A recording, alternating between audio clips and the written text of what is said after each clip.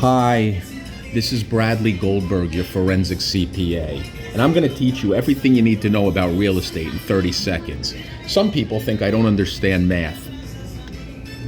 Okay, or real estate. Mind you, I have extreme experience in real estate, okay? I've bought, I've sold, I've done all types of things. Now, I'm not talking too fast. I don't want you to think I'm sick or something, okay? I'm talking fast because I'm trying to get this done quickly. That's how the kids like it today. Everything you need to know about real estate starts with one thing. Stop listening to everybody, okay? You're listening to all the wrong people and you're reading books that you shouldn't even be reading. There's no reason to. You're watching YouTubes that you're wasting your time. There's only a couple things you need to know, and then all real estate's the same because you just add zeros if it's more expensive. So what the hell is real estate? Well, in theory, it's just a building, right? I mean, let's not get holistic about real estate, okay? Let's keep it to be a building. We're not gonna go into like all what happened in 2008 and derivatives and all that. We're not going that far deep into it, okay? We're gonna keep it simple, all right? This is a piece of property and it's called a two-family. Watch, there's one door here and there's one door here and it's pretty much split down the middle. You see? That's two families. They call it a two-family, residential. Usually, up to 4 families, they call it investment property, and then after that, they call it commercial if it's 5 family or above. Clearly, we're talking about residential. What does that mean? It's a complicated word for people live in it. Okay, live in it means there's a kitchen and you live in it. That's sort of living is like you cook food and you sleep on a mattress. Okay, so that's what they mean by living in it, and it means residential. I'm not going to get complicated into mixed use and all that nonsense, okay? There's just no reason to. That's a two-family, you see? Now watch how easy real estate is. You ready? How much to buy this? Well, it's whatever the seller will sell it for and whatever you will buy it for. That's how much. Do you understand what I just said? There's no price. The price you see online it's just fantasy. The only prices are what the person is willing to sell it for and what the buyer is willing to buy it for. And that's it.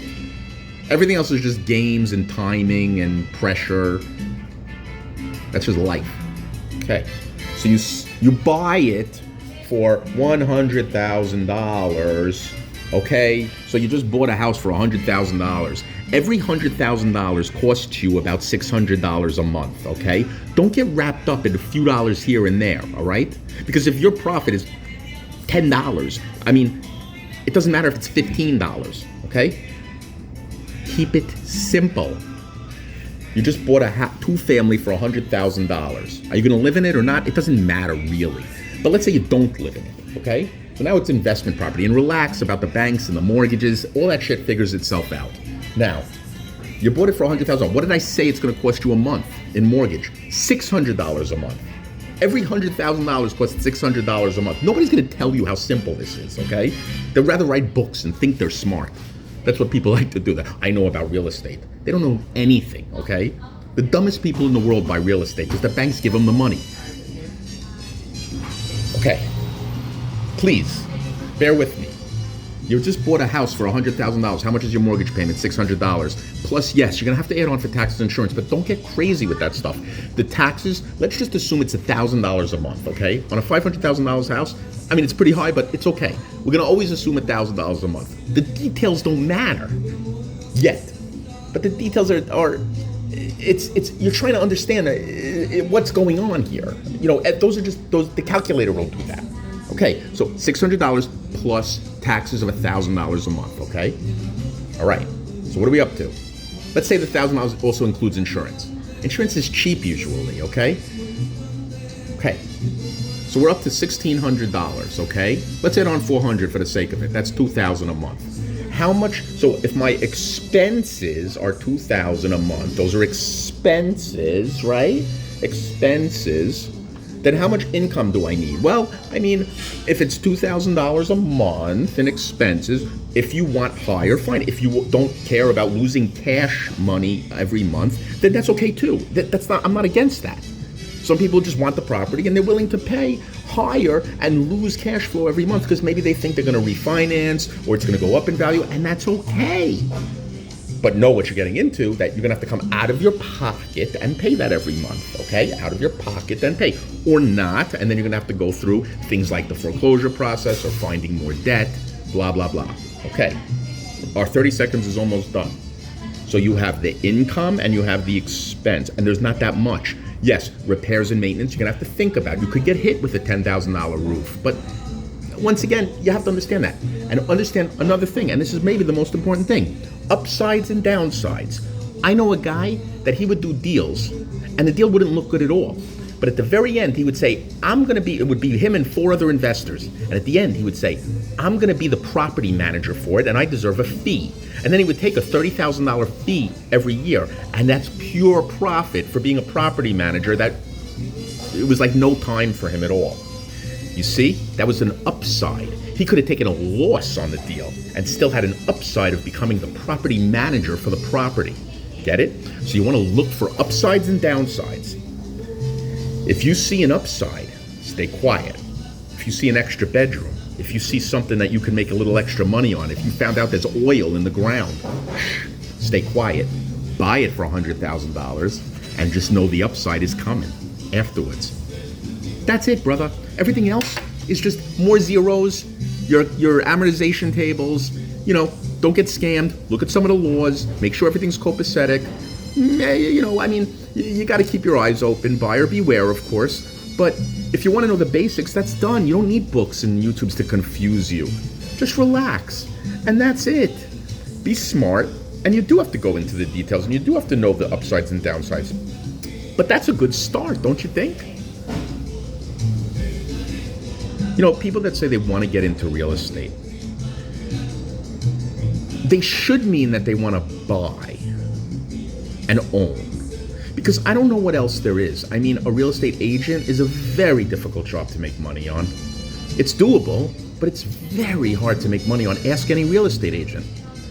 I mean, I think it's a good idea when you say you want to get into real estate to talk to some of the people into what areas you want to be. Do you want to be a buyer and buy and hold and rent?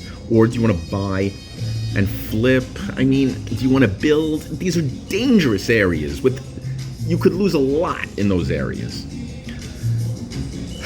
But to buy an already established, nice-looking place, hey, there might not be a lot of upside in that. And you might not see a cash flow. These are decisions for you to make. But first, you have to run the numbers, right? Run the numbers and see forget what the sales price is. You determine what it is to buy, what the price is, what's the right price, put in the offer and done. That's it. And then walk if they don't take it. Be willing to walk. If you're not willing to leave a deal, you're being a sucker because you got emotionally attached to it, and none of this is about emotion. None of it. If you're getting emotional about real estate, stay away from it. Stay far away from it. If your spouse is hounding you to buy something, never buy. Never buy, because if your marriage is based on you buying a house, cement and wood, don't buy. You wait until it's not based on that. I think no child has ever had a painful life of living in a rented house versus a purchased house, and I don't think any child even knows the difference, and nor should they. There's a lot of advantages to things like renting. I know I'm skipping from investments to living, but it's good to know what your tenants are thinking too. They're living in that place. One more thing. Opportunity cost. Remember, everything you do, every second you spend, every minute you spend on anything, that's an opportunity cost of something else you could have been doing. So make sure whatever you're doing in your finite life,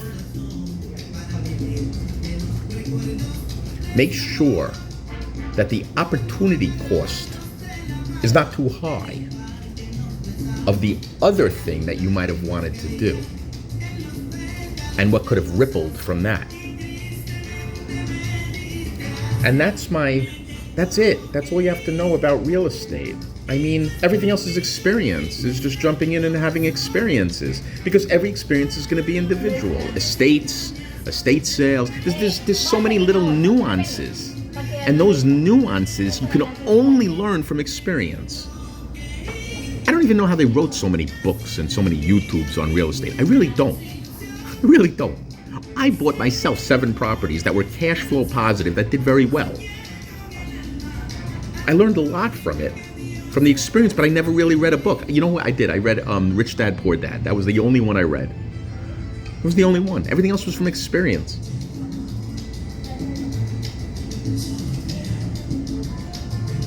Experience. I mean, what could beat experience in life, right? I mean, what have you learned more than in an experience? Love, tragedy, horror, happiness, joy. I mean, or how about just Socratic lifestyle? Whatever it is. War, pain, physical pain. I mean, what is more learned from experience? The experience is amazing. You could tell, you'll write poems from experience, not from reading a book. Has anyone ever wrote a poem from reading a book? A chemistry book?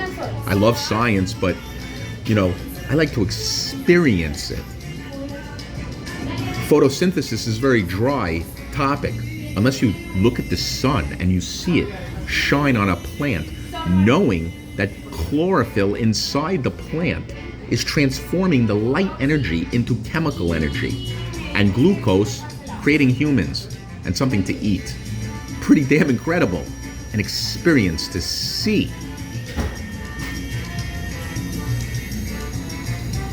Well, that's about 30 seconds. I think that should solidify your answer in whether I'm crazy or not.